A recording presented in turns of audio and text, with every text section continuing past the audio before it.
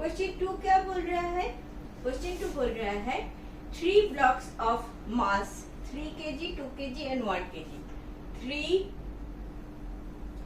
3 blocks of mass, 3 blocks of mass 3 kg, 2 kg and 1 kg. 1 kg are placed side by side on a smooth surface. Are placed side by side on a smooth surface. Full stop. If a horizontal force of 24 Newton is, if a horizontal force of 24 Newton is applied on 3 kg block, is applied on 3 kg block, then the net force on 2 kg block will be, then the net force on 2 kg block will be. Option क्या दिया? Option दे दिया आपका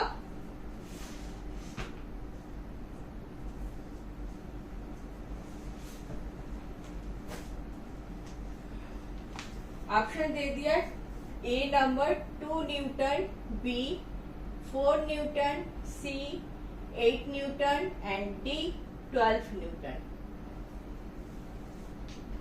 क्या बोल रहे हैं देखो, in a smooth surface, surface is आपका स्मूथ है, ठीक है, अच्छी बात है. स्मूथ सरफेस में एक 3 kg, एक 2 kg, एक 1 kg ब्लॉक रख दिया. This is your 3 kg, this is your 2 kg, this is your 1 kg, side by side. Horizontal force 24 Newton is applied on 3 kg block. Horizontal force of 24 Newton is applied on 3 kg block. Then the net force on 2 kg. इसके ऊपर net force कितना है? This is the question. जब भी ऐसा कुछ question आएगा ना, तो आप एक चीज समझ लेना कि फोर्स ये सारे जो ये 3 ब्लॉक है, एक ही सिस्टम पकड़ लेना. ये पूरा सिस्टम को एक ही सिस्टम पकड़ लोगे तो कितना टोटल मास है इसमें? 3 + 2 + 1 6 kg. 6 kg मास है ये पूरा सिस्टम में. टोटल 6 kg 6 kg मास है. टोटल फोर्स कितना है? 24 न्यूटन है. जब ये फोर्स दे रहा है and this entire thing should go, ऐसा तो हो नहीं सकता कि 3 kg will move at certain acceleration, 2 kg with different acceleration, 1 kg another acceleration, ऐसे तो नहीं होगा. तीनों ब्लॉक एक ही साथ मूव करेगा, एक ही एक्सेलरेशन के साथ मूव करेगा, ठीक है. तो आपका जो न्यूटन का जो मेन फॉर्मूला है F = m × a, इसको एक कंबाइंड मास पकड़ के चलो, क्योंकि ये जो a है एक कंबाइंड सिस्टम का एक्सेलरेशन है, ठीक है. तो A = F/m. F आपका 24 न्यूटन दे दिया and total mass is 6 kg. तो ये आ गया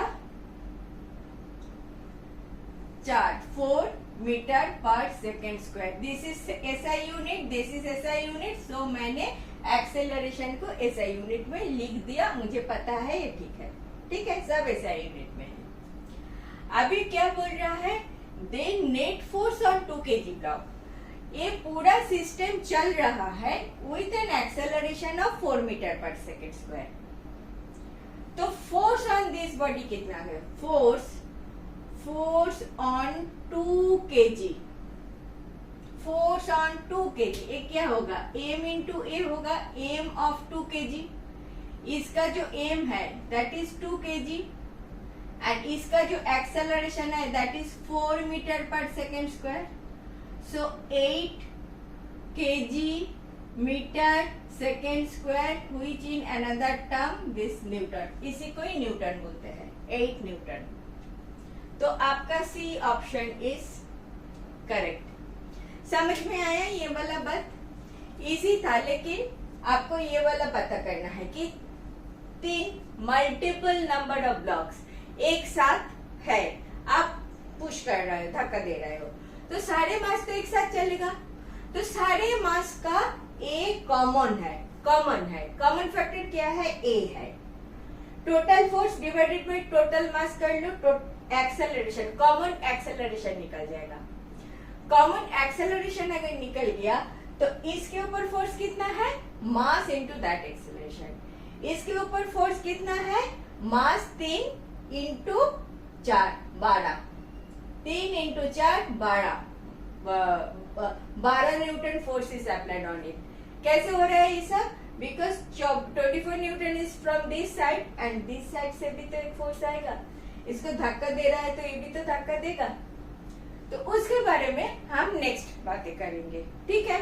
2 नंबर क्लियर हुआ, इतना बात समझ में आता है ना कि ये सिस्टम को, कंबाइंड सिस्टम का एक्सेलरेशन पकड़ लो।